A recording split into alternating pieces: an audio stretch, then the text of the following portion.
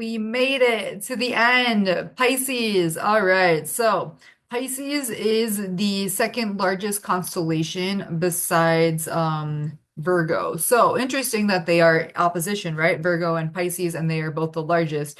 So meaning that the sun and other planets during their transits will spend the most time in both Pisces and Virgo. So, the sun might only be in Scorpio for like a week and a half, whereas the sun will be in Pisces for like 2 months almost. So you know what I mean? Like it's very interesting when we look at okay, also I'm renaming it astronomic astrology, not astronomical astrology. I guess they can both be kind of interchangeable, but the main reason is because astronomicalastrology.com was not available, but astronomic astrology is. So I'm going to be using astronomic astrology, hopefully here on out. All right. So just now you know that. But yeah, so everything here, in astronomic astrology is going to be different, right? It takes longer than the other methods that we've used in the past, like tropical or sidereal, because we don't split things up into just 30 degrees. We look at how many degrees they actually take up of the sun's ecliptic path. All right, so Pisces, let's get into it. All right. So the first myth here has to do with the Babylonians and their origins for this constellation, and they just simply had this as a pair of fish connected by a cord, which we see depicted right here.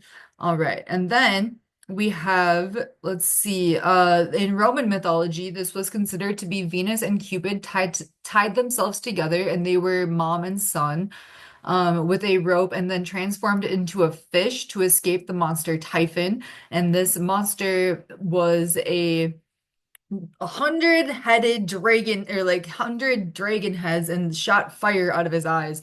So it does make sense that they would go into the water to escape, the fiery-eyed dragon monster thing. Pretty crazy. And then in Greek mythology, similar story to Roman mythology in that it is Eros and Aphrodite, which is the equivalent of Venus and Cupid. But in this story, they jumped into the water to escape Typhon, and then there was two fish that came to help them and carry them on their backs to safety. So the two fish in the Greek mythology are the fish that came to help them. They didn't transform into a fish.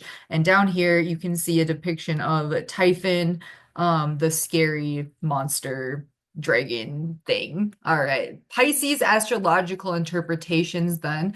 These people can connect deeply with others. They might have to do multiple cord cuttings within their life. If you've never done that before, let me know. If you're like, oh, I should probably do that, then yeah, you probably should. It's essentially a way to overcome emotional bonds that you've created with people spiritually, because unless you dis disassociate them, I guess, take them away from each other spiritually, then sometimes it doesn't manifest physically either. And then we can also see motherly love from this constellation, unconditional love, transformational energy. This can be very protective energy. These people might need to escape predators or harsh conditions at some point, and then also able to maneuver within emotional situations. One other thing that I was talking about when I was talking about the Aquarius thing was the Pisces story of Aphrodite. All right, let me back up. So Pisces is largely associated with the Eros and Aphrodite lore, right? Which is Venus and Cupid. So with that being said, there we can attribute some of the other stories that have to do with the both of them as well. And in this really famous myth, it has to do with Aphrodite and this immortal woman named Psyche, who eventually was turned into a goddess, but not through, I mean, but there's a lot of fuck shit involved essentially. So Aphrodite was very jealous of this mortal woman, Psyche, because she was so beautiful. And so she sent her son Eros, the god of desire. Okay, so that's, remember Eros? he shot the arrow at Zeus, which made him fall in love with Ganymede, the like younger boy. So this is definitely like, arrows can use this energy for good or evil type thing here.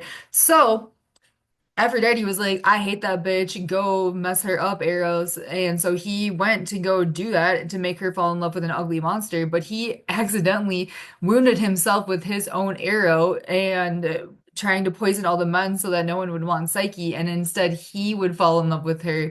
And it was just a mess. Like, it was a total shit show. But because then Eros was in love with Psyche, Aphrodite was even more jealous then. So now, this mortal woman now is not only more beautiful than her, but now her son is infatuated with her as well, which like drove her nuts because she was giving boy mom, right? Like very much boy mom energy, like, oh, this girl's not good enough, like I'm jealous, blah blah blah. Like it's giving gross boy mom vibes, which I think is a major archetype that is still playing out within a lot of mother-son situations, which is horrifying, if to put it lightly.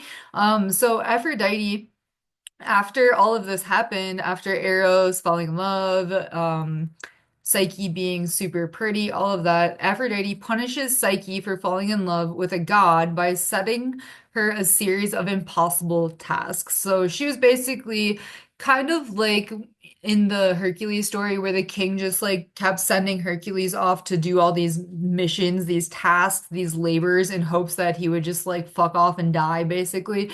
That's essentially what Aphrodite was doing. Just like get away from me and go do these like crazy tasks that you're never gonna be able to do. But Psyche did all of them. And so Psyche completes the task with the help of mythical creatures. For example, ants help her sort out grains when Aphrodite was like told her to go separate different grains of sand, just crazy stuff.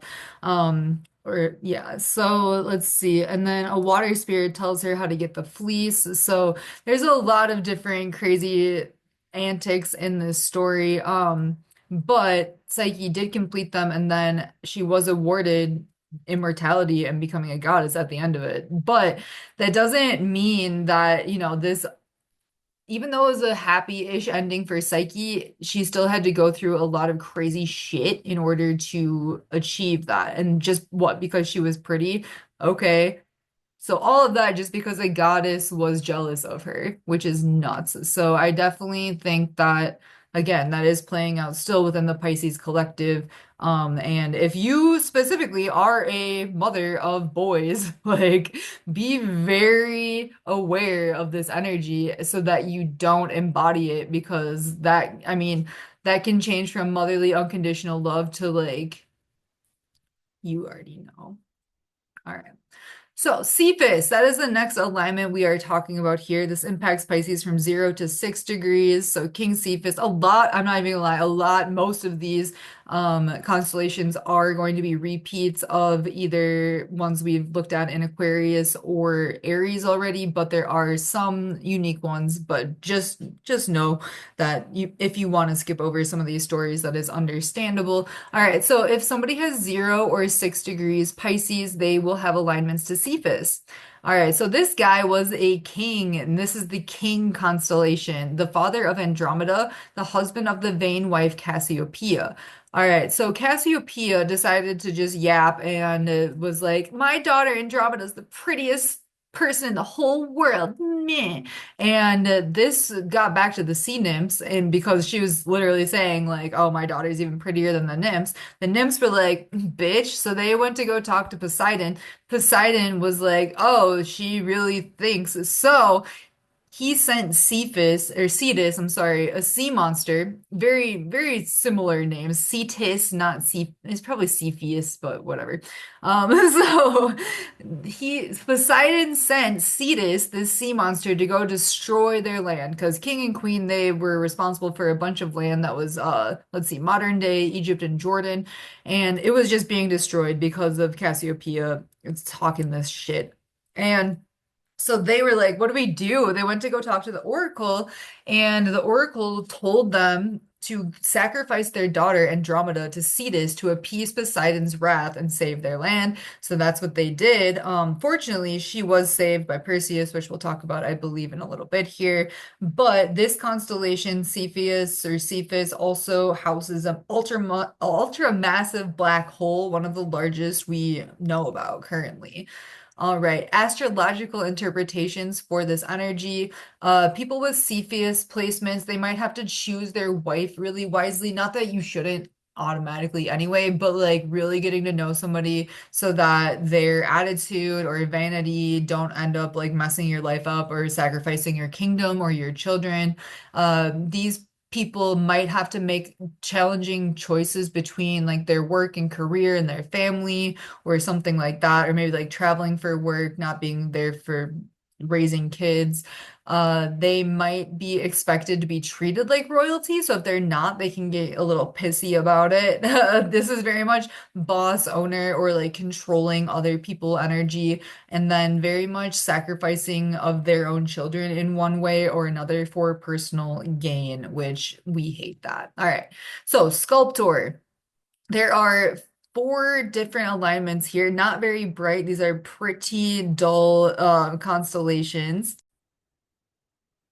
Okay, so Sculptor, we see right below Pisces here. We see Cetus, Andromeda, Perseus. We were just talking about all of those.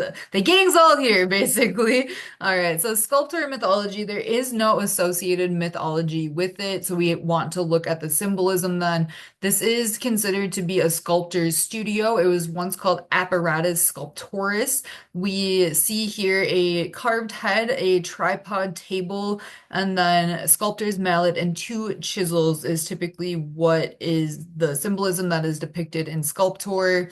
And if somebody does have Sculptor alignments, I really like this energy. It only impacts people with Aquarius or Pisces energy. So these people are very creative, very artistic. They are able to mold and shape reality how they want to because they are so powerful and they typically, like if you have Pisces and Aquarius anyway, you are already an advanced soul. So if you have like this on top of it, that likely means like you are a master crafter of your reality.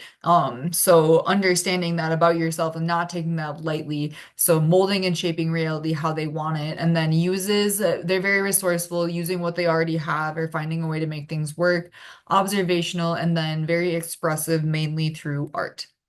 Okay, Aquarius. So, like I was saying, some of these overlap a little bit. So, if the sun is in like 0 degrees Pisces, it is also still aligned with Aquarius. So, there's a little bit of overlap here between these two constellations.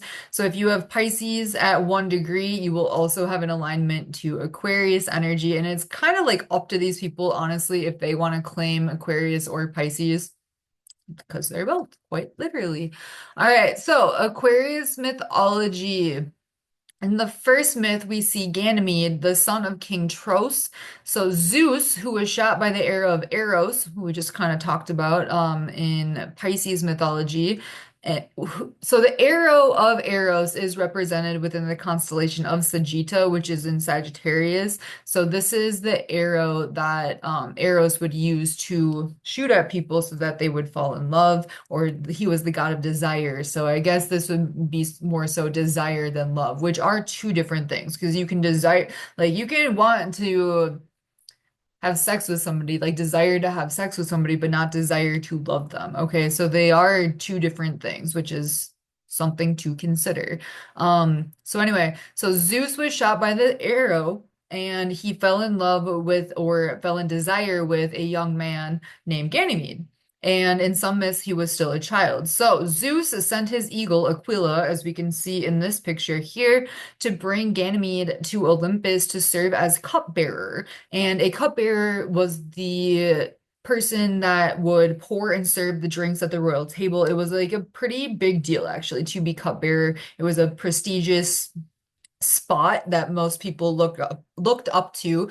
So it wasn't like a bad thing, but I do think, how he got there and who he was around then, like it's giving very power dynamic, probably sex slavery type vibe if we know anything about Zeus, which at this point I think you've got the gist of it, especially with him being shot by that arrow though. So this is like the only Zeus myth where I'm like, yeah, I guess this wasn't really your fault. Like there was obviously other fuck shit at play here. But in the second myth then we have Deucalion, who was the son of Prometheus, and he survived the Great Flood along with his wife. So that is what is seen sometimes as who is in the sky as Aquarius. So we have Ganymede, Deucalion, but then we also have the Babylonians considered this constellation to be Ea, the Great One, and that is equivalent to the Sumerian Enki, which is equivalent to the Greek Poseidon, and I guess the Roman Neptune.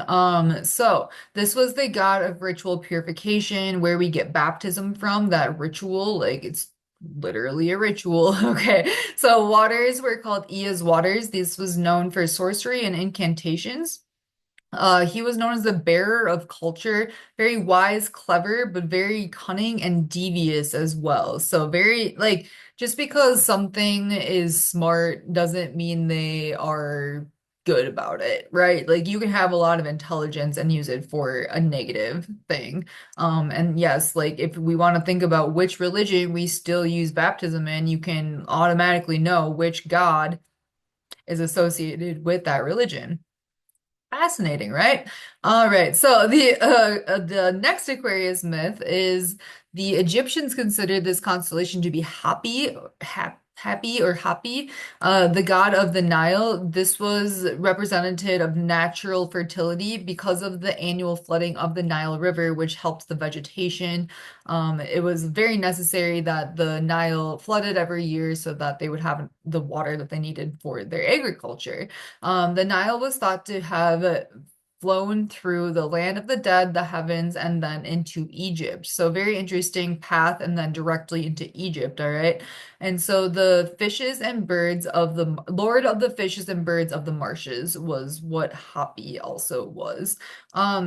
So a lot of really interesting energy here, especially now that we know that well, this has literally been in the news lately. Welcome to 2024, 2025. That aliens have been found in the water, like water portals, like watching UFOs and craft go into water. So it does not surprise me that there was an outlet in ancient Egypt, because why wouldn't there be having a portal to a different wherever? All right, so Aquarius astrological interpretations, then, if somebody has this alignment, they might be the target of CSA, child sexual abuse from elders. They may have really good survival instincts.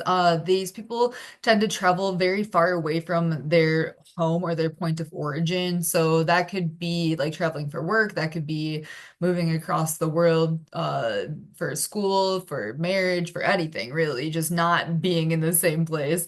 Divination abilities, sorcery, incantations, these people are really good at, are very naturally, it's more just like a natural ability. So it doesn't mean they do these things. It means that if they were to pick up on these things, that they would do it really quick and it would be very impactful for them.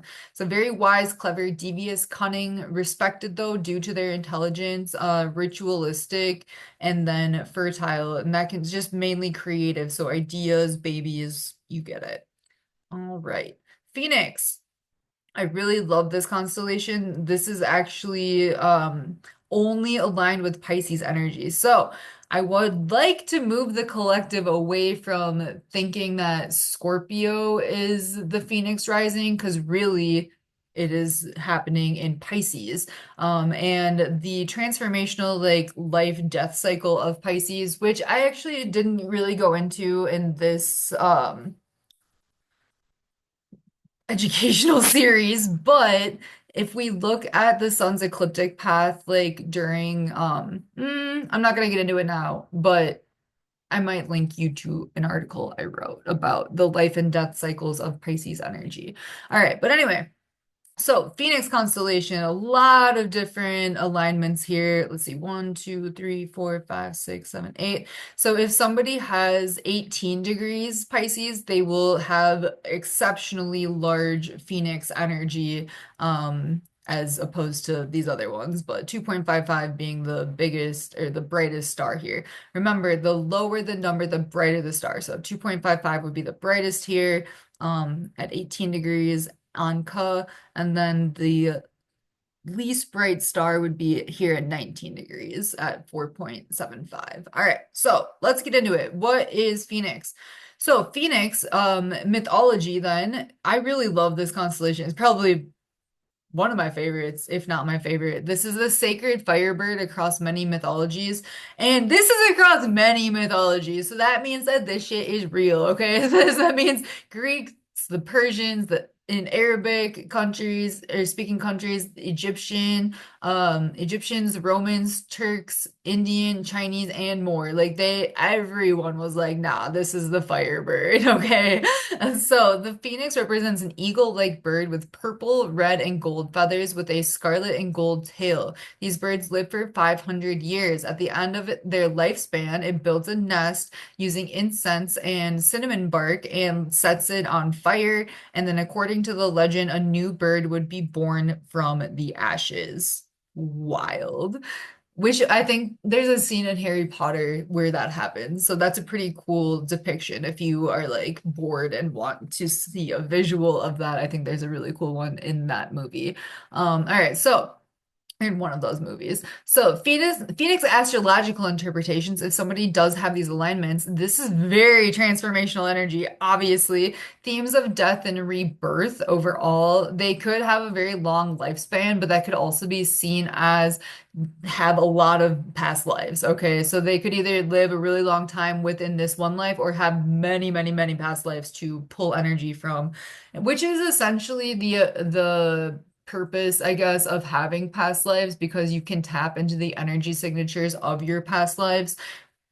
If you didn't know, now you know that. So if you, for example, were a merchant in a past life, okay, cool. You can still tap into that energy and that knowledge and everything that you learned as a merchant, and it's going to come a lot easier to you in this life because you already did that. Or maybe you were an astrologer in a past life. So in this life, you're like, oh, wow, this stuff's really interesting. It's like, yeah, you're not just always learning. Sometimes you're remembering because your past lives are ingrained within your subconscious energy. But anyways, so and that's why past life regressions are so important. So I definitely would recommend for any Pisces placement, no matter what, even alignment, to get a past life regression done, I would super recommend that for you to gain deeper context and understanding of what you're actually dealing with consciously and subconsciously, but whatever. All right, awareness of powerful natural remedies and herbs these people have. They are very ceremonial or ritualistic. Uh, they will continue their life after death in one way, shape, or form. That could be physically or non-physically. And even if they die in some sense, they find a way to come back to life. Cool. Very cool. Okay, Andromeda is the next constellation alignments we are looking at. Andromeda is a pretty big constellation as well. Excuse me. Okay, impacts the entirety of Pisces, which is not really seen all that often, but again, big constellation. So there are only 1, 2, 3, 4, 5, 6 alignments though to Pisces energy. So if you have 15, 22, 25, 26, 32, or 47 degrees Pisces, you will have Andromeda alignments. All right, so Andromeda mythology, this was a beautiful, beautiful princess, gorgeous girl. And her mother, Cassiopeia, bragged about her because she was so pretty. And she was like, oh, well, Cassiopeia is a bitch though. She was like, my daughter is prettier than everyone and everything, even the sea nymphs. And the sea nymphs were like, bitch. So they went to go basically rat on her to Poseidon. And Poseidon decided to send Cetus, which was a sea monster, to go kill all of their land and like destroy their kingdom, and anything that was like on the sea, Cepheus would just, destroy. So the mom and dad, King Cepheus and Queen Cassiopeia, they went to go see an oracle. They're like, what the hell do we do? Because ugh, Typhon's destroying everything. Oh no. And so I'm sure King Cepheus at this point was just like, why did my dumbass wife have to go do all this? Like, this is not, we didn't even have to get here, right?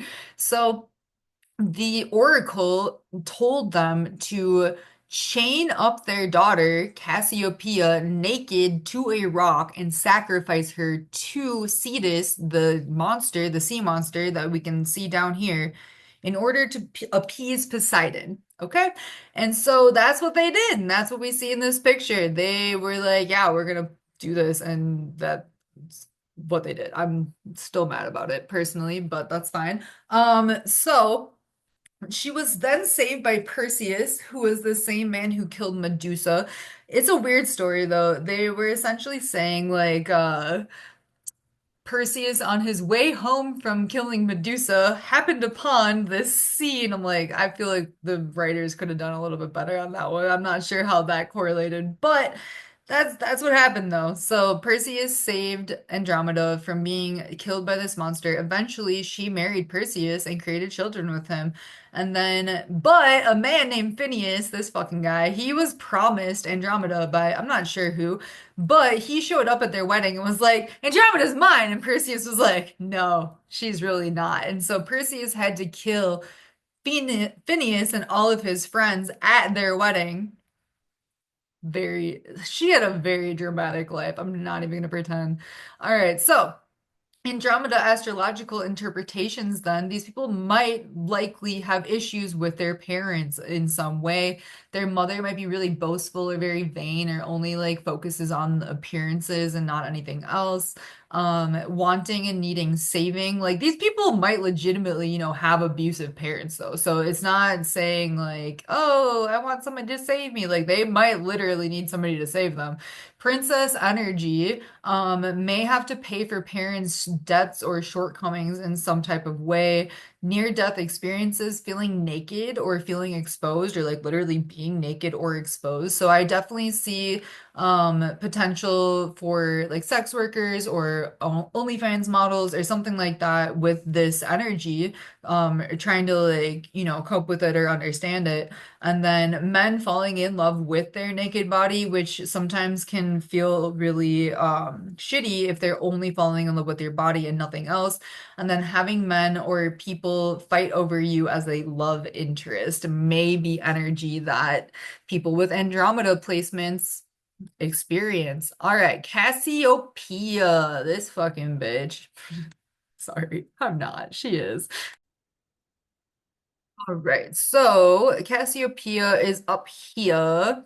There are a few, only five actually, different star alignments. So if somebody has Pisces at 15, 23, 26, 34, or 45 degrees, so that can be any planet. That can be somebody's sun, that can be somebody's Venus. Depending on which planet, though, I do think definitely will depend on how this energy plays out. So for example, if somebody has 15 degrees sun in Pisces, that sun placement being aligned with Cassiopeia might be different than if somebody had their Mercury aligned with Cassiopeia, right? So it might play out a little bit differently, which is interesting, which I think is going to be able to give a lot of really interesting context to readings because it's going to be more in depth than just, oh, your sun's in Aries or your sun's in Pisces. It's like, yeah, there's more of the story though, more influences at play. All right, so Queen of Ethiopia. She was the wife of Cepheus or Cephas, I'm not sure.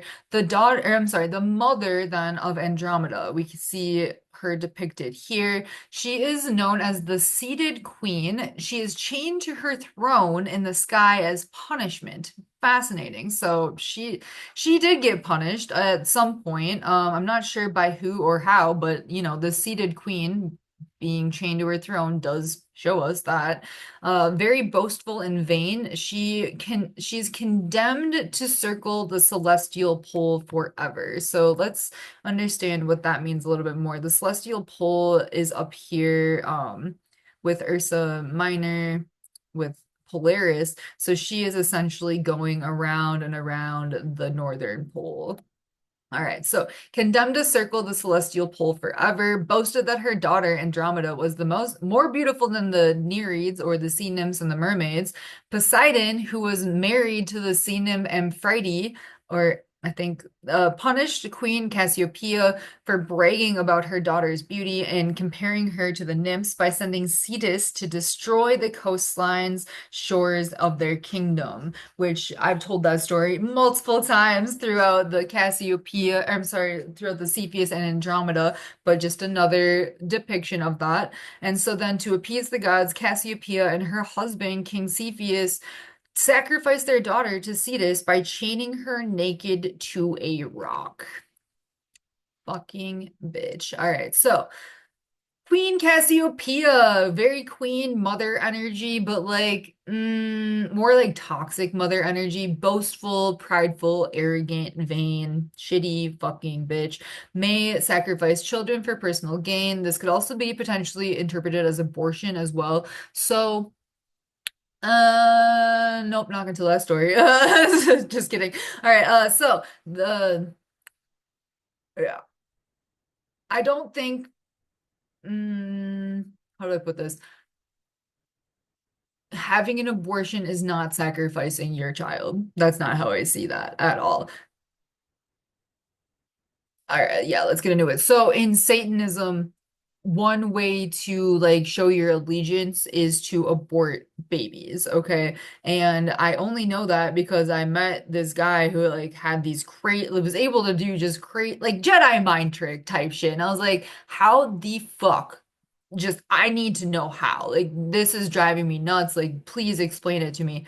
And he essentially was part of the Satanism cult, very deep in, and he told me that I could either sacrifice a baby or like yeah, abort a child or pay a bunch of money to get in. And I was like, okay, well, I'm not doing either of those. So, what's that secret third option that doesn't involve any of this shit? Because fuck you. And essentially, I was like, all right, well, if that's what you all did to get where you are, I'm gonna take the long route to be able to know what you know and understand how you do the things that you do because what the fuck? So, that's what I was like debating telling that story in this, obviously, because that's pretty crazy. But I didn't want you guys to think I'm just being an asshole by including that. So that's what I mean by that.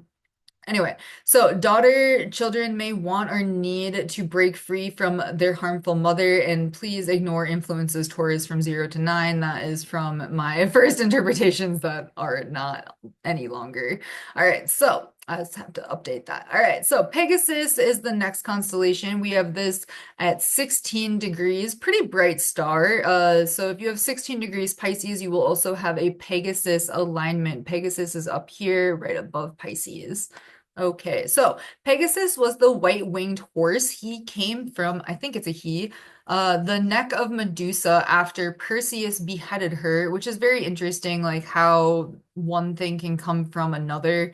I'm not quite sure how that works outside of energetic transmutation, but Medusa was a mortal woman at one point, and Poseidon, the god, raped her in Athena's temple, which enraged Athena. And so Athena turned her into a gorgon and made her have snake for hair. Whenever she looked at anybody, they would turn into stone. That was Athena's punishment for being raped. It's like, bro, she didn't ask for any of that. But anyway, so Pegasus is essentially an offering of Poseidon then. Pegi in Greek means springs or waters. Pegasus flew to Mount Helicon to live with the Muses, and he created a spring with his hoof. I guess it is a he. And then anyone who drank from the spring would be blessed with the ability to write poetry. So, really cool story about Pegasus there. But because he was very powerful, Zeus essentially got a hold of Pegasus and used the horse to carry his thunder and lightning bolts. So, essentially, like reduced Pegasus down to just being his companion when that's really not what Pegasus was, but that's tough. All right. So Pegasus, then astrological interpretations. These people might be more able than most people in whatever situation they're put in. So if they were like, hey, go run this company, they'd be like, okay, they could probably figure it out. You know what I mean? Whereas most people would be like, what the hell? Like, I would never be able to. They're just like, yeah, we'll figure it out. Let's go. They may have had a traumatic birth. They might enjoy or feel really comfortable around water. or maybe even like hot springs or, different, yeah, like fresh water springs might be really cool for them too. They are typically very adventurous, like to travel, like to explore, able to be tamed under the right conditions, but tamed is like getting rid of wild nature, which is can be good, can be not good, depending on the situation. Very equipped, these people in poetry and writing, able to make friends fairly easily, pretty social beings, and then might be unfortunately used for intelligence, abilities, and power at some point in their lives, whether they know it or it's consensual or not. All right, next up we have Cetus, this scary sea monster. All right. So if somebody has 18, 24, 31, 36, 42, or 44 degrees of Pisces, they will also have Cetus alignments. Cetus only aligns with Pisces and Aries here. Pisces being more the head of the monster, I'm sorry, the body of the monster, Aries being the head.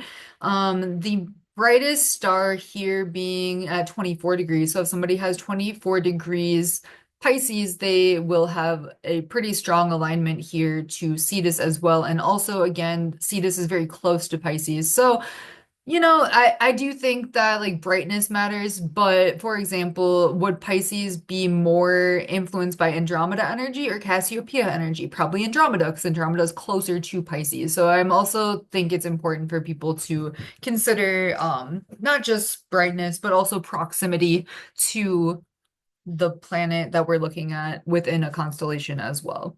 All right, Cetus, depicted as a sea monster, whale, or dragonfish. No one's sure. There's a lot of different interpretations, but very scary, very not cute. Okay, just yuck kind of vibe. Was created by Poseidon to punish humans. Cetus was killed by Perseus, the same dude that killed Medusa, while he was saving Princess Andromeda from being chained up on a rock. King Cepheus sacrificed his daughter Andromeda to Cetus to appease Poseidon. The head of Cetus, like I was saying, is in alignment with Aries. This is the fourth largest constellation in the sky and dates back to the Sumerians and Babylonians of the second and third millennia, who associated with their mythical dragon Tiamat.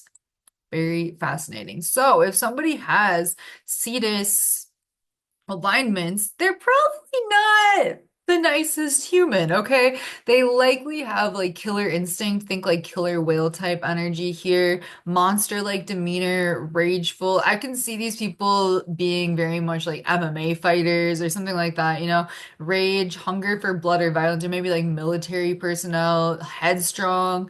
Violent chaos, wrecking havoc everywhere they go, influenced by others. But yeah, again, even though they are all of that, they are very influenced by others and does others' will naturally, which is not good. Okay. Like to have all of those crazy things happening for you and then still doing others' will.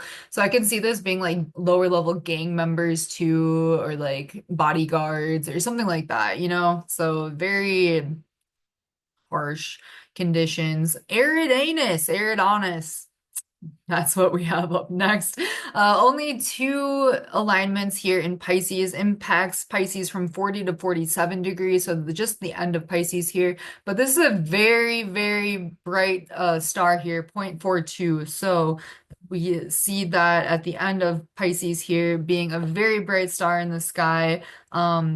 So if somebody has that placement, they likely have a lot of energy here. The best known myth associated with Eridanus is the rise and fall of Phaeton, the son of Helios, the sun god.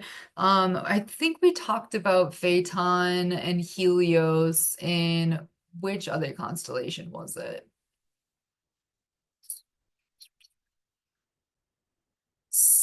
Cygnus, I believe.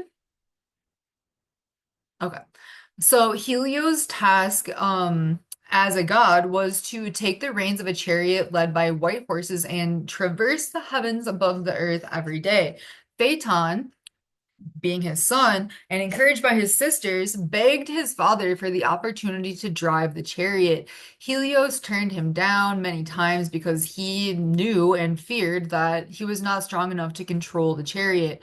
One day, Helios gave in and let Phaeton take the reins. When Phaeton flew into the sky with the chariot, he drove the chariot erratically, nearly freezing and burning the entire Earth's surface because, messing with think of chariots as like a spaceship, okay? So yeah, kind of think of it like that, being pulled by, I don't know, whatever, you get it. So Zeus was not amused by Phaeton's adventure and struck him down with a lightning bolt.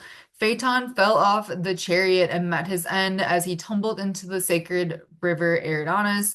The ancient Greeks believed that the constellation represented the path Phaeton traveled. So this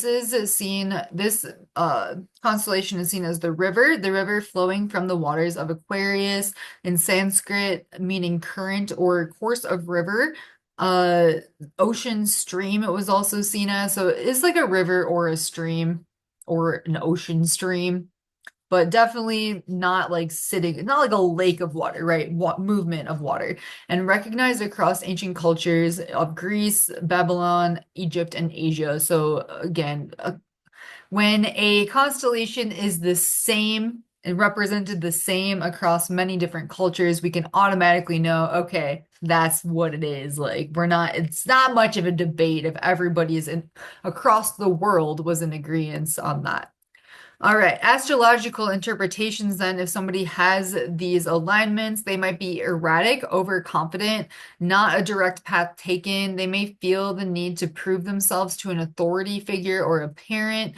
A definite need to go with the flow can flow fast or slow depending on the energy put in. So if you think about like a storm drain, um, or like a river even, like if there's a storm, then the river is going to be going really fast, whereas if it's a drought, the river is going to be moving a lot slower, the water is going to be a lot lower, stuff like that. So their energy depends on what energy is impacting them.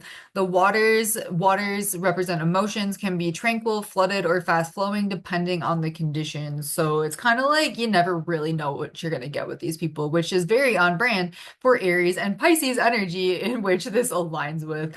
All right, guys. So that is astronomic astrology. Thank you so much for joining me on this crazy adventure of all of these crazy characters in the sky. Again, mythology is just hidden, alien, occulted history, and that is really what we're dealing with here. So all of these different star systems host life. Not all of them, but the majority of them host life.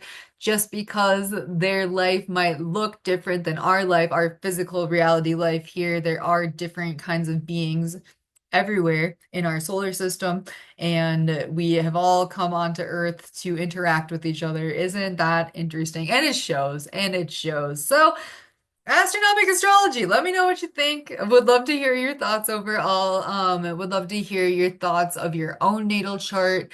If you look into these different constellations and you're like, oh my God, I am aligned with that. I'm also very interested to hear if you guys have additional thoughts on astrological interpretations based on the mythology or the symbolism or anything else that makes sense to look at, okay? Because we're dealing with a lot of different energies here, and each individual person is going to be a different representative of stars, of different energies. So, all right, guys, love you so much. Talk super soon, hopefully.